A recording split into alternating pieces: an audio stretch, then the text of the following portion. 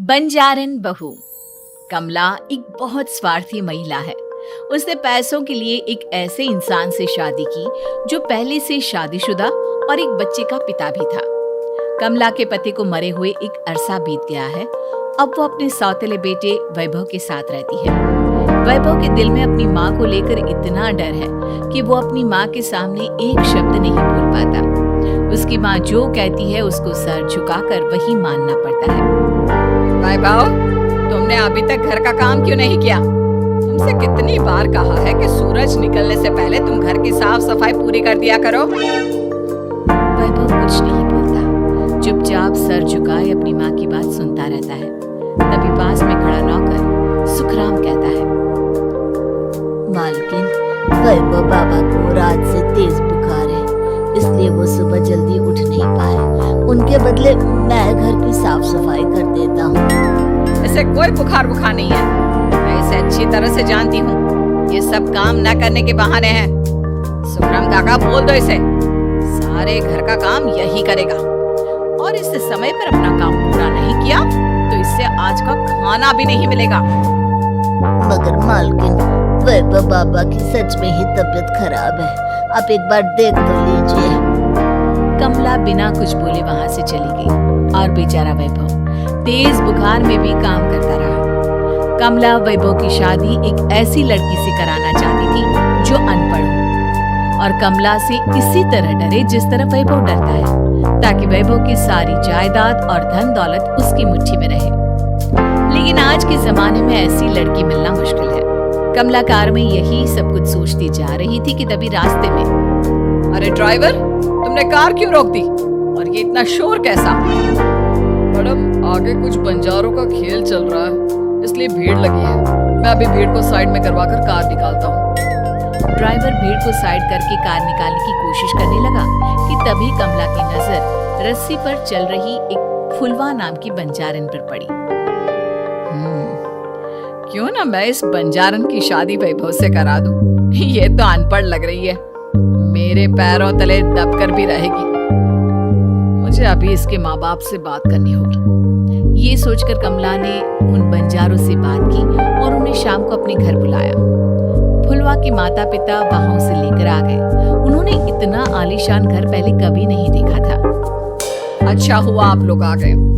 देखिए, मुझे घुमा फिरा कर बात करने की आदत नहीं है, इसलिए सीधे सीधे मुद्दे पर आती हूँ। मुझे आपकी बेटी बहुत पसंद है। मैं अपने इकलौते बेटे की शादी आपकी बेटी फुलवा से कराना चाहती हूँ। इसके बदले में आप जो चाहो वो ले सकती हैं। तभी फुलवा की माँ कहती है, ये क्या कह रही है मैम साहब, कहीं आप हमारी गरीबी का मजाक तो नहीं उड़ा रही हैं? आप मेरे बेटे से मिल लो। अगर आपको मेरा बेटा पसंद आता है तो मैं कल से ही शादी की तैयारी शुरू कर दूंगी। सुखराम, सुखराम, वैभव को लेकर आओ।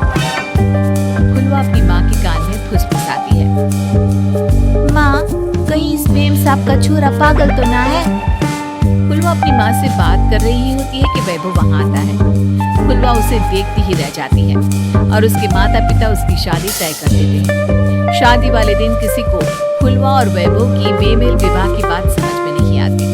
फिर भी एक औरत कमला से पूछ ही लेती है, कमला जी, आपने अपने इकलौते बेटे की शादी देहाती गवार से क्यों करा दी? ये बंजारन आपके घर की बहू बनने लायक तो नहीं है।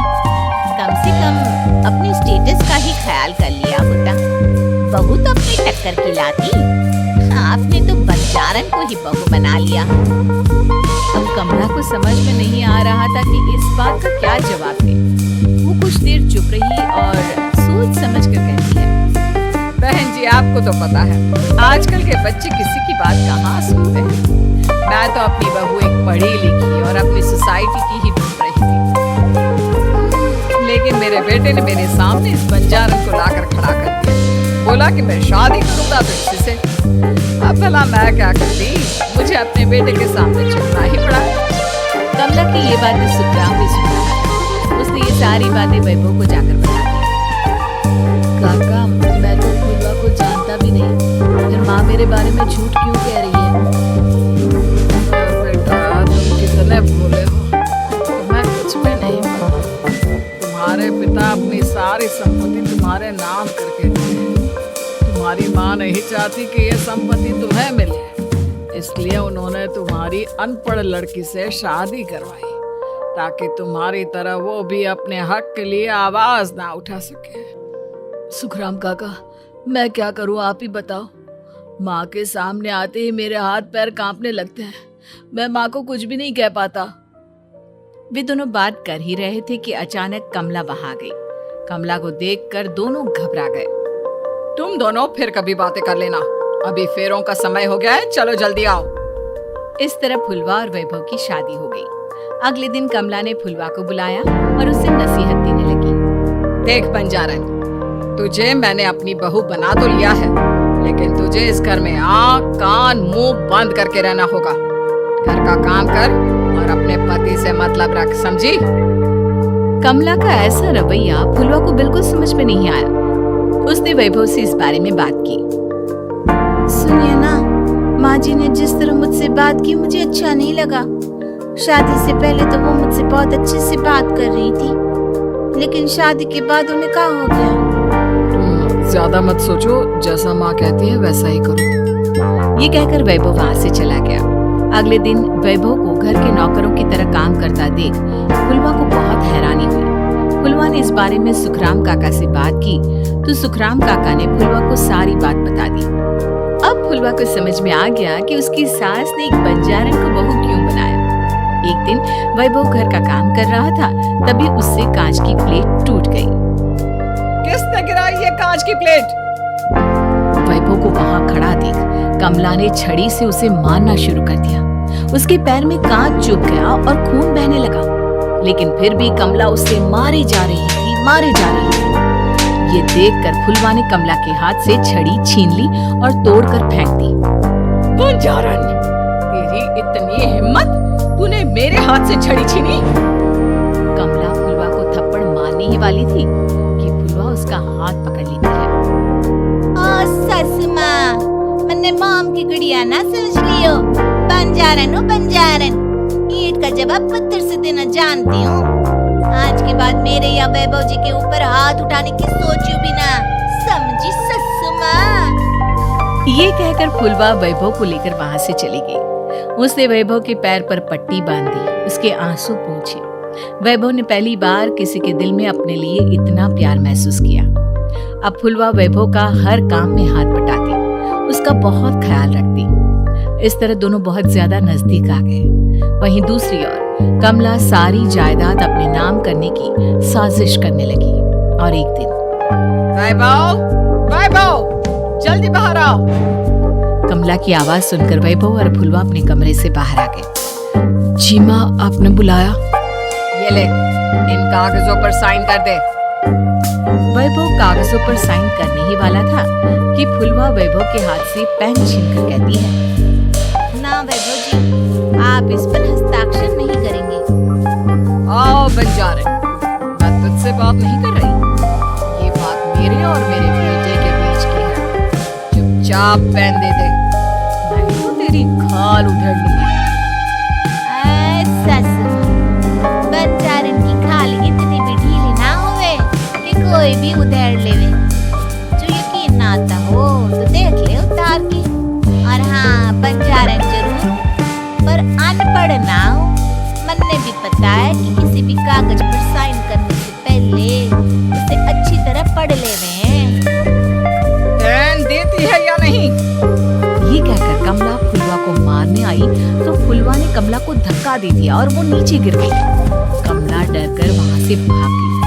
अब फुलवा ने वो कागज उठाए और वैभव के साथ सीधा वकील के पास चली गई। वकील ने वो कागज देखे और फुलवा को बताया, वैभव के पिता की सारी जायदाद और संपत्ति वैभव के नाम है, लेकिन वैभव की सौतेली माँ इस संपत्ति को अपने नाम कराना चाहती है, इसलिए इन कागजों पर वो साइन करा रही है।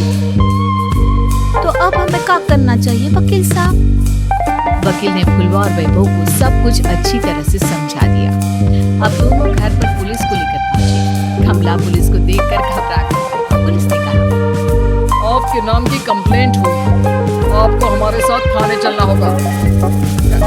कंप्लेंट? कैसे कंप्लेंट? आप अपने सौतेले बेटे पर बहुत अत्याचार करती हो, धोखे से सारी जायदाद अपने नाम करा रही हो। नहीं इंस्पेक्टर साहब, जरूर ये मेरी बहू की कोई साजिश है। इसने गलत कंप्लेंट की है। मैडम, शिकायत आपकी बहू ने नहीं बल्कि आपके बेटे वैभव ने की है। कमला वैभव का नाम सुनकर दंग रह गई। जिस बेटे ने कभी उसके सामने सर नहीं उठाया था, आज वही बेटा उसके सामने पुलिस को लिए आया है।